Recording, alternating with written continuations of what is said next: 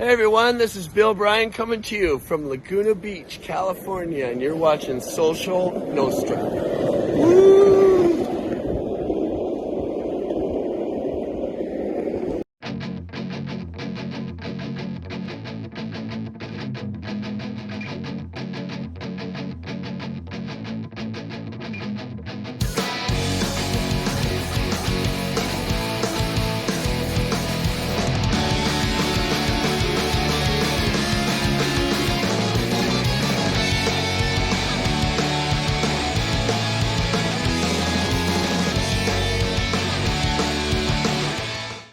Welcome, everybody, to another edition of the Kevin Perkins Show. I'm your host, the pod boss of the podcast mafia, Social Nostra.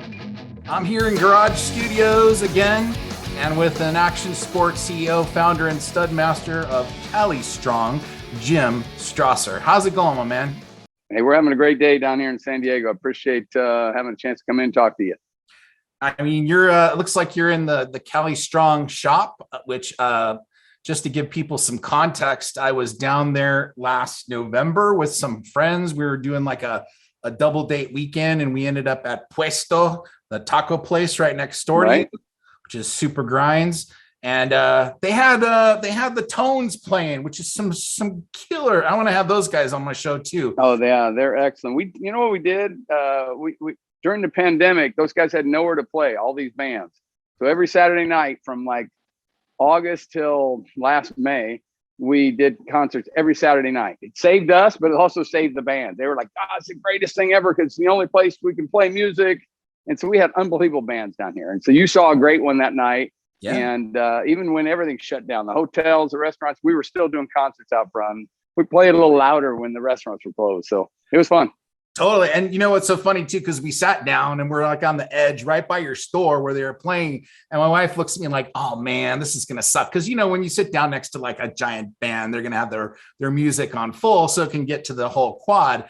But the music was so good, dude. I was like, wow, this is awesome. And it made the night really fun and enjoyable. So I had to know who the heck runs this place and what's this all about? Who's doing bands out in the front of a surf skate shop? I had no idea, right? So I was like super intrigued, went on that night, looked up the Tones and everybody, and I found you, and I wanted to kind of connect with you because you've got a really cool story and a little journey. So maybe just start with like, CALI-Strong and like what that's all about. And we can kind of go from there. Well, we do things a lot different than everyone else. I've been doing this industry for a long time, but when you're a brand, you have to do something that breaks through the clutter. And so I started out early in my career as a PE teacher. And when I got out of school, I was like, I really don't want to teach school. That's not what I need to be doing right now. I'd always worked in business and sales and what have you. So I started entry level in the sports business as a tech rep at New Balance shoes. And wait. Stop doing every right there, job right in there. between. I need to stop you right there because I did do some little research on you. And if I'm not mistaken, you attended the U of A. I was grad school. I'm from Nebraska, so I went to undergrad at University of Nebraska, so and then I went to grad school. You're bearing down, right? You're bearing down or whatever. Absolutely, we bear down. You're not an Arizona guy, are you? Well, you're part of the dirty T. My daughter goes to ASU, bro. Forks up. Beautiful. No, I'm just kidding you. So you'll love this. My business partner in CALI-Strong, she's an ASU girl, so we got to go at it. It's all right. It's the greatest rivalry ever because, frankly, there's not a bad, college in that state. Everybody that I know who's gone there has just thoroughly enjoyed that college experience, and also has come off with.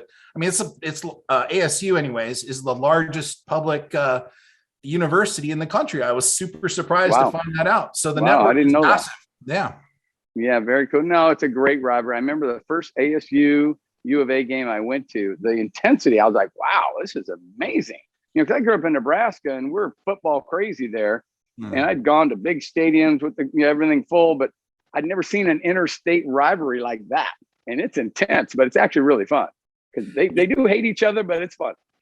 Yeah, it's something that, if you have kids that are of college age, you almost want to tell them, hey, don't just focus on and completely all on the books, right? Have some fun.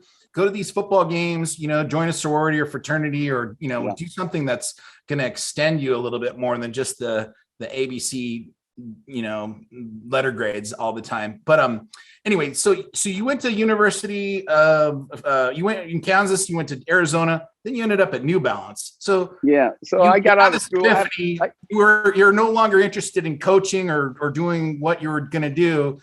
Tell us how you get from, okay, I'm going to go and be this turnaround guy. So we'll get to that. Yeah, well, kind of interesting. What ended up happening, I went to grad school because I didn't know what I wanted to do after school. And, I just kept going to school. That was kind of a fun time for me. I used to travel around the country painting addresses on curbs. I lived an incredible life during college. So I wanted to prolong it. Of course, my parents were like, when are you ever going to get a job and grow up, And so I was like, I went to grad school for exercise physiology and I got really into fitness. But even after that, I knew I wanted to get into the business side. So I ended up, I was always working at retail, selling shoes and apparel. And so I just applied to all the companies that I thought would be fun to work for. Because I heard, if you were selling something that you liked, it would never feel like a job. And so I love sports. So I'll go sell something in the sports industry. And I applied to every company I could. Back then, there was no internet. So it was like, just go to the library and look up all these addresses. And I was fortunate enough to get started with New Balance. And I made some of the best friends of my life in that early 6-month period at New Balance, and started as a tech rep. And I did multiple companies, and I just kept moving up the ladder until I became CEO of a bunch of companies and kind of saw some really good success stories. Let's not gloss over what you're a couple of companies. Okay. Let's just talk briefly about that. So you've been involved with Oakley. You've been involved with Quicksilver. You've been involved with Converse, which I want to dive into more in a minute. Nike, some other stuff that Ralph Lauren. I don't know. I had a great chance to be with some great brands, to be honest with you, and things just kind of started lining up. And to be honest with you, I never knew anyone when I was a kid that had jobs that I had. I wasn't around it. So every time I went over a hill, I'd see something new and go, I think I can do that, and it's one of those things where, you get confidence in yourself. I think I can do that.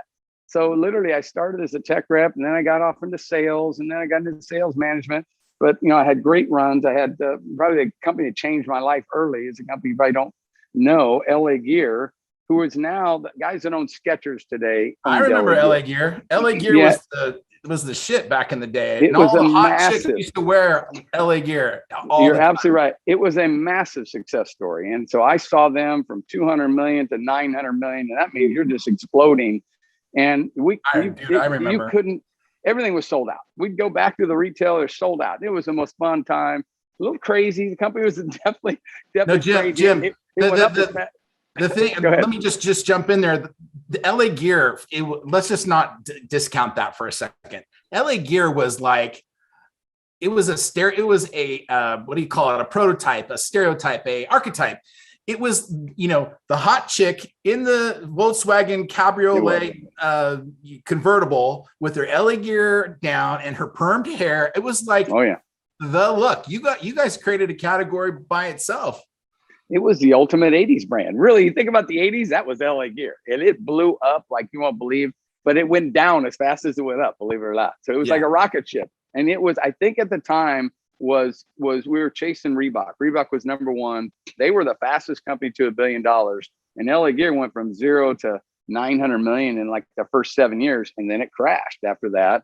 But a lot of excitement. I learned a lot. That's kind of how I learned turnarounds, to be honest with you, because the Disney company or Disney guys, Roy Disney and his partners came in and bought LA Gear as they were going down, and they kind of rode it all the way into the ground. So kind of an interesting story, but, made a lot of great contacts and learned a lot, really watching people that were quote unquote experts try to turn around a company. And I worked with a guy named Mark Goldston, one of the smartest people I've ever been around, still a good friend today. He went off to turned around net zero. He's worth a fortune. But LA Gear was not one of his success stories because he couldn't turn LA Gear around. But I learned a lot from Mark, to be honest with you. And then when I left LA Gear, I went to Nike. I thought, well, I'm going to go back and work for the biggest guy in the industry. And they were like, hey, you turn around things. They gave me a division that wasn't really working that well. And so I started handling that. They put me in department stores, which they don't particularly like, but it was their second biggest division in the company. And all of a sudden I'm getting a lot more exposure and getting experience. And really that's the whole key to getting the head down the road is get out there and try some stuff. Yeah, no doubt. And what a fun time too. Like that whole transition from the late 80s into the 90s when like action sport was like really big, and companies like Quicksilver were really starting to hit their stride and stuff like that. I mean, if you were in clothing or shoes or sort of tangentially attached to any of that stuff, you had a lot of career options and a lot of things going on. So what a fun time for you to kind of like learn all that stuff and really become part of some really interesting brands. So I was doing some more research, and I understand that you did this. You guys were kind of like I'm jumping ahead a little bit here to CALI-Strong, but this whole retail phenomenon and how you learned how people purchase and stuff like that, you sort of developed this hunter retail philosophy, hunters and farmers, and how to go after it and stuff like that. How do you feel like the internet has really impacted that whole model? I mean, I'm sure it's got to have affected it. Well, it has, because it's interesting. You've done your homework on me on the hunters versus farmers. And I can talk about farmers because I'm from Nebraska, but I'm not a farmer. I grew up as a city kid. But hunter retail is really going out to the people, whether it be, in a mobile truck or a mobile event or a pop-up store. But really, that's what the internet is too. The internet is going out, grabbing customers and bringing them back to your stable, so to speak. And so, we did that before the internet was out there, where it's like kind of have that hunter mentality of going out and collecting and gathering and bringing accounts or business back to the home base. And so that's perfect. That makes perfect sense for me. You're going to laugh about this, but my guys that have worked with me, they remember a speech I gave about hunters and farmers 25 years ago. I don't even remember it. They'll bring it up to me. That was the greatest speech I've ever heard. Like, well, I just was there to try to motivate you. I'm glad it worked. But it is a mentality. And so how does that affect CALI-Strong? We looked at CALI-Strong as we're starting a company direct to consumer. We're going up against the giants. I mean, Nike is now 37 billion and growing. So it's like, you got to be insane to go up against a big company like that. When they own the industry, that's, they're not a direct competitor, obviously, but anybody who owns the industry is a competitor. So, but I see niches all around those guys that they don't tackle. And I think there's still opportunities to build another small business and obviously hopefully turn it into a big business. So that's what we did. We did, direct to consumer. We don't deal with retailers. We only deal with customers. And so online, we do a flagship store, which you saw. And then I've got 10 more locations inside the Navy base. And that's kind of hunter retail for me. I put stores inside the Navy base, and there's all kinds of people that go through there. And that's what got us off the ground. So we're looking forward to future plans. That's really cool. And, it's interesting because the way I was a little bit attached to the biz back in the day. And, the whole thing was about keystoning, right? If you're a manufacturer, you try to get your costs as whatever it can be, then it doubles and that becomes the wholesale price. And then that doubles again, and that becomes the retail price, known as keystoning or keystone pricing. Right. And, it's almost unfair in a sense because, you've got these gigantic companies that were already experts at keystoning now have even more margin to play with because if they can just get the supply chain to be D2C or direct to consumer, now they've got even a greater advantage. And so I see that really impacting, retail shops all over the place. And when I heard that, you guys at CALI-Strong had kind of pioneered that from a brand perspective, it just made me really interesting. It just made me really interested. Hey, Jim, so we're going to take a quick break. When we come back, I want to talk a little bit more about some of the great charity work that you're doing as well. And all this impressive celebrity hobnobbing and stuff. All right. We have a little bit of that. Sounds good. All right. We'll be right back. Just a sec. All right, bye. Hey, I'm Jeff Garcia, quarterback, San Francisco 49ers, and I am CALI-Strong.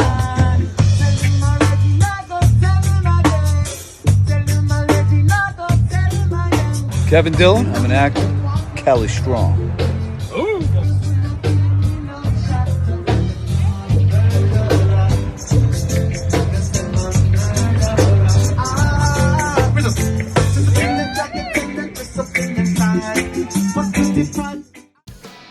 What's up?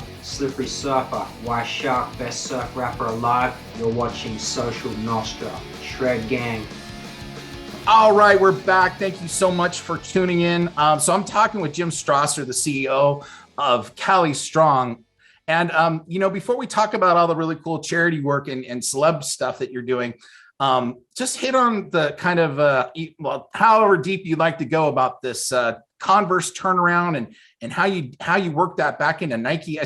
I looked it up and it's a fascinating story, but maybe a lot of other folks don't know about it.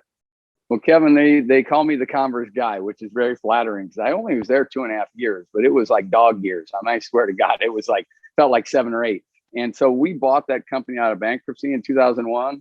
I was leaving Oakley, we bought Converse with some people, and I was a working partner. So there was other guys that were just put the money in, but I was a working partner. I ran sales, I ran marketing, and helped a lot with product. And so we bought the company, we fixed it all up. Believe it or not, Converse was 185 million in debt, and we bought it for about 98 million, and took over all the inventory, trademarks, did an asset purchase, and then we sold it to Nike for 305 million about 29 months later. So it was a rock and roll, 29 months, but it was an amazing journey. Like I said, a lot of things happened during that time, but it was pretty cool because when I left Nike and went to Oakley, and that would have been 99. The last time I remember them, I was in court. They were suing me for a non-compete. The next time I see the president of Nike, he's getting ready to buy Converse. I was like, "Hey, how you doing over there?" Didn't even bring out the pass, but I ended up having to sign another non-compete when we sold it to him. Believe it or not. So that's kind of Nike's way. But it was a great run, great brand. An idiot couldn't have figured it out. To be honest with you, we did a lot of things wrong, but outside it looks like we did everything right. And I know all the internal fighting we did, but we bought it and we fixed it up. It turned out great, and Nike has not screwed it up. They basically have taken it to another level. Our international distributors they brought in house, and Converse is now $1 billion brand, and so it's been a good acquisition. It was a great sale, and so everybody was happy to that. That's amazing. I mean, what kind of I don't understand is the brand Converse, like how did it even get to bankruptcy? I mean, it just seems like, is it just part of the business, the nature of things where people get the brand gets stale or what happened? It is. And believe it or not, it probably needed a people overhaul, which we did. We changed everything. But the real reason why they didn't do well, they thought Nike was a passing fad. Believe it or not. I heard this story later. I'm like, oh my, they thought Nike was just, a hot new company and wasn't going to do anything. They were changing the industry and they didn't realize it. So they were a little asleep at the wheel. And then they went out and bought a company called Apex One, which is a licensed product company. And everyone in the industry knew Apex One was a disaster. It was a house of cards. We all knew that. And nobody had to look at it. We all knew it was a house of cards. Well, Converse is the company that buys it, and they just ate shit, to be honest with you. And that's what put them over the top. And then Apex, once they got in, were they the wearables? No, they were like starters competitor. I don't know if you remember starter jackets. They made all the jackets for the sideline, and they got hammered with Apex One. And there was a lot of controversy. It was a hot company, but there was a lot of dirty things going on behind the scenes. And Converse took that over, and it really affected Converse, their overall business, because they bought this lemon, and that's what put them over the top. And so when we came in there, it was frightening. I remember walking into the office. It was a building that they used to own. They had already sold. And I thought I was walking into a morgue. There was like this stacks of computer with dust on it. The people walked around like it was the living zombies. And I'm like, holy cow, this place is frightening. They didn't have a FedEx account at the time. And that's what happens when you go bankrupt. And so I got in there and I'm getting ready I let the entire sales force go the first day. And I brought in all new people. And I told my partners, I have to go back to the hotel because this place is depressing. I got to bring people to this place, right? I got to go hire people from Nike, Skechers, Adidas, Reebok. I was hiring people from all over the industry, guys that I knew. And I was like, I got to get in the right frame of mind to do that. And so, of course, when they all came out, they're like, what do you get us into here? Because the place, it's just not a good vibe. And so we ended up moving out of that building probably within the first 3 or 4 months. And we got a nice headquarters, and that sets a vibe for a company. Really, is you got a nice building, everybody feels good. They feel like the company's turning around, and we did a lot of good things. Like I said, we really music was a big part of our turnaround. We did a good job with basketball and sports, but really music's what turned our brand around. I don't know if you remember a girl named Avril Lavigne, Skater Boy video.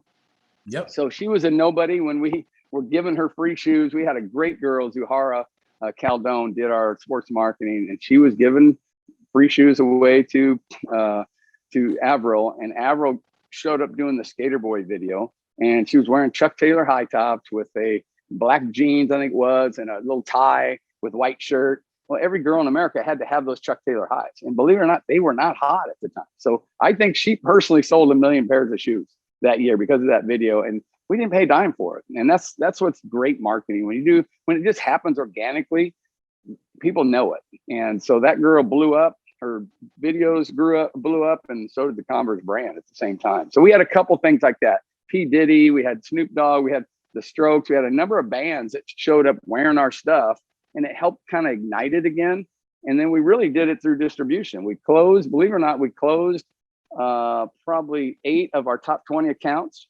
And we also closed over 3,000 of our small accounts. So we actually did more business with less people.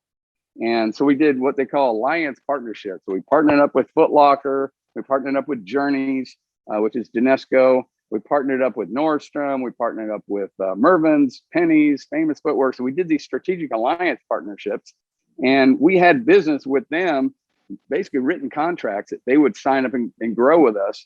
And we closed down some of the biggest retailers in the country. We closed down Kohl's, we closed down Big Five, Academy, retailers that really weren't great images for our brand. Yeah. We closed down a lot of wholesalers out here in California who are good friends of mine, but we had to close them down because it was bad distribution. And all of a sudden the brand image started changing. So the Chuck Taylors, which everybody knows sells for like $55, $60 today. Yeah. They were selling for about $22 when we took over. We ended up taking it back up to $30, $40, $45. So we were the ones that sent it up on its upward pricing. So people get mad at me for that, but we had to turn around the image, because no retailer is going to carry the product if you're buying them for 18, selling them for 22. That just doesn't make sense. It's like a lost leader. So you know that, you know, this business as far as, they were at least trying to get Keystone. So back then though, we had to clean up distribution and try to force the prices up, which we did. And that's really what the big turnaround was about. Yeah, no, you're a stud. I mean, to be able to do that is a small world wonder, seriously, because you have to make it cool again. You have to be able to drive up the price, and you also have to manage the company back out of its hole. I tip my hat to you, man. That's really super cool. And you mentioned all these kind of alliances and collaborations and stuff, and now you're just like doing it. You're just the expert. You're doing a lot of, you're doing a lot of charity work. You're working with celebs like, Bill Walton and NFL guys, Corey Littleton, Jeff Garcia, some baseball guys, Dave Roberts, Dave Justice, they're all, you've been on my Instagram, so you know all our guys. So yeah. I'm gonna tell you who the key guys and how this all came about. So when we started a brand, we said we have to do some things that are different. So I'll tell you, I'll go into the product stories, but on the marketing side, we do everything to support military, because I got stores in the military, and we support kids organizations that stand for positive values. And so we do that mostly through our athletes. So Bill Walton's a good friend of mine. And so when I told him what we're going to do with the brand, he's like, I'm with you. Let's talk about what we can do. And one of the first events we did to launch one of our stores, Bill was there, and we had a lot of business people that were invited and friends and what have you from the industry. And I did everything by text. Well, at that party, one of my business guys invited Andre Reed, Hall of Fame football player. Well, I didn't know Andre before. I'm like, who the heck invited Andre Reed? One of my buddies came in strong right here. And so Andre and his girlfriend, Teresa, who's now our PR person, are good friends of our brand. So between Bill and Andre, we've gotten connected to a lot of people. And I would have to say, Andre and Teresa have just been an amazing connection for us. And so from that first event 5 years ago, they've introduced us to a number of people that you mentioned there. And through that, we try to support those athletes and their charities. And so whether it's Jeff Garcia putting on a youth football camp, we met him at Andre's golf tournament. And I said, of course, we'll come support you. And he's been so supportive of our brand. It's like, I'm like over the top. What do you need, Jeff? It's like, it's just been a great partnership with a number of people. Just Corey Littleton works with Teresa. She handles a lot of athletes and celebrities. And so she's like, hey, can you support Corey's, youth camp? Of course. And so that works hand in hand with us, because we call ourselves a California sports company. Now, we make skateboards and we do a lot of things in action sports, but my background is really more team sports. So I love going to the football, basketball, baseball, those type of sports. And we want to be across all those categories. And so the football side of it has been pretty fun to do. Yeah, it's really cool. And, you also host or are sponsoring these golf tournaments too. And it's so cool to see guys like Chris McDonald, shoot. Right. Yeah. Happy Gilmore. You've got like Kevin Dillon, one of my favorite. Victory. He's great. He's hilarious. Great guy. And these are definitely the right types of celebrities to build on, because everybody likes them and they're not controversial. I mean, what's your take on kind of all this, protesting in sports? I mean, I try not to go politics at all, to be honest with you, because it's a no-win situation.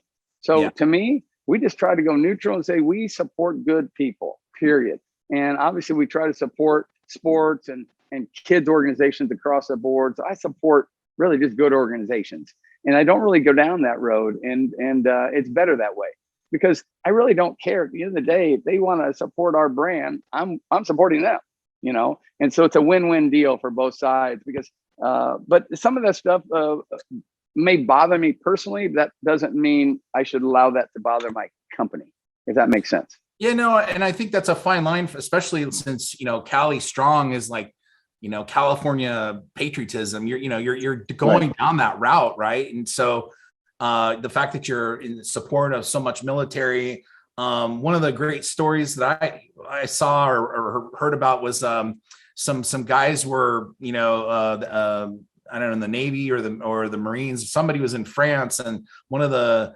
French guys saw the CALI-Strong brand. And when he came out to California, he had to go to your store and be like, I love this stuff. This stuff is amazing. I mean, that's got to be a real validation on a lot of levels. You made that customer or that connection through also giving back to something like the military, right? And right. Tell us a little bit about your stores that you have in there. Like, kind of like, I know that you were Mr. Push-Up doing all these push-ups for some challenge. Tell people about that. Well, so the military was just a tremendous opportunity, and it came from one of my industry contacts, but I didn't realize they did business locally. I'd always sold them nationally, and to be quite honest with you, I wasn't that involved with it. It's like, that's just another account. We sold them nationally with Nike, Oakley, Converse, all the rest. But we do business inside their stores locally. And so that's where we started, on 32nd Drive, which is their biggest store in the country. And we had an opportunity to go set up a store within their bigger store. And it's turned out amazing. And so we feel very blessed. We started with one store, and we've now got 10 locations in there. And it's kind of one of those things, if you play well, you stay in the court, so you got to keep performing. If you keep performing, then you get more space.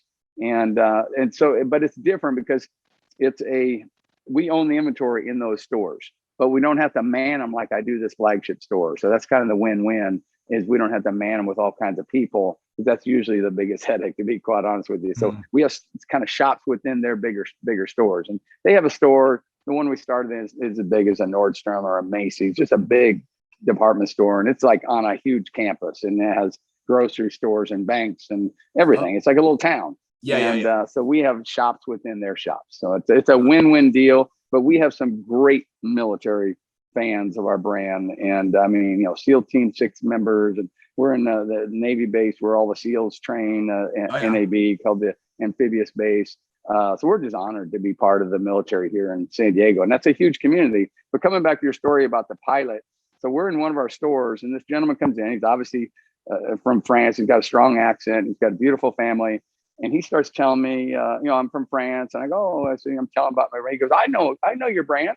And I'm sitting there going, yeah, right. Because it just shows you the power of branding and how it can extend. So he starts going, he goes, oh, no. He goes, I really do know your brand. He goes, I'm in the French military, and I'm here training, and I'm living here for about a year. And he goes, all the US pilots would come over to France, and they would be wearing CALI-Strong. And he goes, and I said to my family, that's the first place we have to go when we get to San Diego. And I was just like, are you kidding me? So I had Jen, my partner, come over, and she just went bananas. She's like, oh my God, you told me this was going to happen. Because brands, you just don't know where it goes. It's like a snowball effect. It keeps rolling and rolling, and you don't know where they end up. And that's a perfect example of it. It's like people in France came into our store because they had to see, what it was about.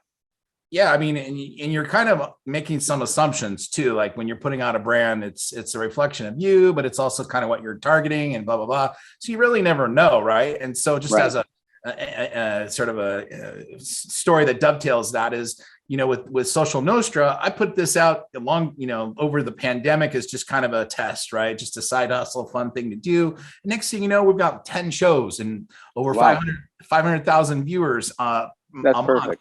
And, it's like, well, where do these people come from and stuff? And just the other day when I was doing a live, I mean, we were getting folks from India and Portugal and just all over the place. And it's just like, okay, so some of this stuff is, humor and things like that transcend. And it's just really cool to see where it comes from. I was actually at Ace Hardware here in town, and I pulled up in my license plate. Let's see, where does it say? I don't know if you can see it. Oh, it says K-Dog. Oh, yeah. Right?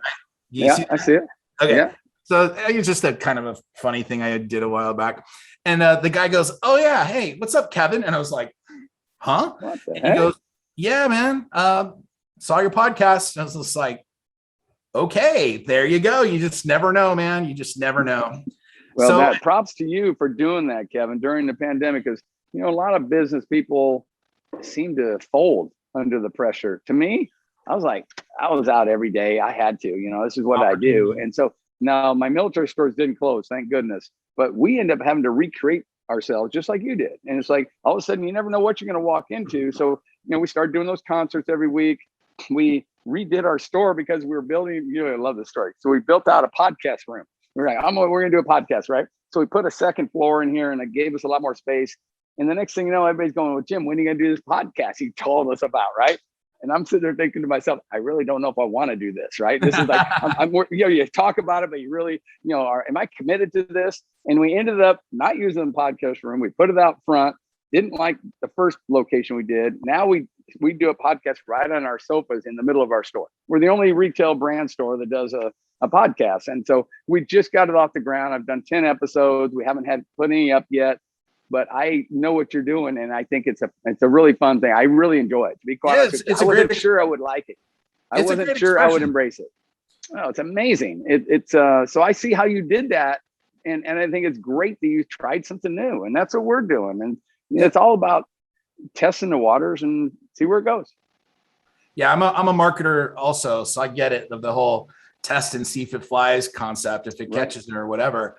And I had done 3 episodes, just audio only, and then people were starting to stay at home in March or whatever, April of last year, and Zooming all the time. So I was just thinking, well, shoot, if I'm already Zooming, why don't I just make my Zoom, make these video podcasts? And so that just started its whole thing. And we're kind of the leaders right now in this space. We're one of the leaders anyway, in terms of having a kind of a menu of different, video podcasts and stuff. And we'll just see where it goes. We've had some discussions with folks, and, still early, but I think one of the things that the pandemic, did was it allowed people to, kind of brew some creative juices and come up with new stuff. And certainly people's appetite for streaming content really became obvious. And so that was like, hey, we got to be doing that stuff. So anyways, I'm super glad that, you're joining me here today. I kind of want to transition real quickly. So I know that you've got the one store, you're kind of growing a little bit on the military market. What's in the future for CALI-Strong? What do you see as being kind of the next steps? We have an ability to do some really great collaborations. Bill Walton's one of my business partners, and Andre Reed's a business partner too. But with Bill, he says, I say, hey, we want to do a whole collaboration series. That means probably going to do a patch hat. We're going to do socks. We're going to do a skateboard shirt. He goes, well, we should do it with the Grateful Dead then. And I'm like, okay. So I'm like, how do we do that? He goes, I'll just call these 2 guys. So Bill is like, he's first family with Grateful Dead. So I call these guys, and they're just like, oh, I can't imagine a Bill Walton collaboration without the Grateful Dead. And I'm like, oh, this is going to cost me a fortune. You know, I'm not going to be able to do this. It's like, I mean, you know, we're a small company and we're talking to the big leagues now. Like, okay, I can play this game. And so what was great though, they really wanted to do something with us, and it worked out good. So we got skateboards coming, patch hats, socks, and a whole shirt hoodie program that's coming with Bill Walton and the Grateful Dead. And that's a huge thing for us. So those collaborations are things that we think we can really grow, not only in our stores, but online. And because we really haven't driven online the way we should drive online. And that's somewhat on my fault, because I'm kind of a physical retail guy. You know, I mean, I'm old school a little bit. And, you know, in today's world, it's all about new school. And so we have really cool stores. Our flagship store is one of the nicest stores in the country. I've traveled all around the world, and it's one of the nicest stores, but we spent a lot of time and focus on it. And so now we need to take some of that attention and put it online and kind of drive that story in another level. Podcast to me is just another way of marketing online about our brand. And so anyway, that's our main growth. But we talked about you need a partner. You need a partner with a guy like, I don't know, somebody who knows how to do all the social online you stuff. Know this world. I do know this world, and that's where we need to go, because you're kicking butt with this podcast world. So that makes perfect sense. Yeah. You know, you're gonna love this. So we were gonna open up 5 stores before the pandemic. Thank God that didn't happen. And it's like we were going to roll out more stores, and that was kind of part of the plan. And then we decided, no, let's focus on the military, building the flagship store, make it the best possible store we could do, and then telling our story outside, which meant online and other, you know, social media. And so we'll do that. And at some point, we'll probably come back and roll out more stores to certain areas. You know, we like to go to higher profile areas that could really tell a story. Because I'm kind of a brand snob, to be honest with you. But it's like, you can't just be a brand snob. You have to drive numbers. So, you know, there's tricks branding to do it online too, right? And I think your collab model is actually a really smart model, because now you're validating it through, you know, celebrity and people, and you know, the whole influencer marketplace has grown so much. And you know, I'm not a big fan necessarily of like people who, you know, TikTokers who've, you know, gotten famous because they could dance or something, and 10 million views showed them dancing. But you know, if you have people who are really in the real world, you know, doing your product, it's always going to be a win, right? So, you know, so far, just also some backstory. You know, you had said that you had experimented. I don't know if you're still doing the glow in the dark stuff. Yeah, we did the glow in the dark that turns blue at night instead of green. We're the only company that makes it turn blue, and now we just introduced orange and women's, and we've got 4 other colors coming out. So and so in wearables now, glow in the dark is turning, you know, it's nuts. But like back in the day, I think early 2000s, they had the paint just for like, you know, screen prints and stuff. And my old business partner was a graphic artist, you know, by trade before we, you know, got into mobile and stuff. And he made me this shirt that had this really funny, like almost scary looking face on the back. And I made the mistake of wearing it to bed one night and sleeping on my side so that my wife saw my shirt. I freaked her out when she woke up. She like seriously woke up and was like, "Oh my gosh!" I was like, "What?" And was it glowing? And was it glowing at night? Oh, for sure. It was hilarious. Oh, beautiful. Oh my God, it was the best. It's like, oh man, the glow in the dark stuff is great. It's so good. It's fun. I had one of my buddies, actually a military guy, and he goes, your shirts are so comfortable. I'm wearing them to bed. He goes, I woke up in the middle of the night. I'm like, what is this stupid light? This will keep waking me up because my shirt was all lit up. And I go, okay, that's a perfect story. Totally, man. Oh man, that's so great. All right. Well, listen, Jim, thank you so much for coming on the show today and telling your story. If you can, just give everybody kind of some your elevator on CALI-Strong one more time, and maybe some ways that people can get in touch with you. Well, all our social media is under CALI-Strong USA. You can use that also for our website, or you can just Google CALI-Strong. We show up everywhere there. And my name's Jim Stroesser. You can Google me at just Jim Stroesser. So it's a pretty easy one. Stroesser. So I appreciate being on here. Your show is amazing. I see what you're doing and kind of expanding this whole network. I think it's very cool that you've done this through the pandemic, and I think the sky's the limit for you. I appreciate that, Jim. And once again, thanks again for showing up. And if you're tuning into the rest of the shows on Social Nostra, Every Saturday, we drop a whole new set of shows. So look forward to that. And thanks again, Jim. We'll talk to you later. I appreciate you, babe. Remember, everybody, you have to be in it to win it.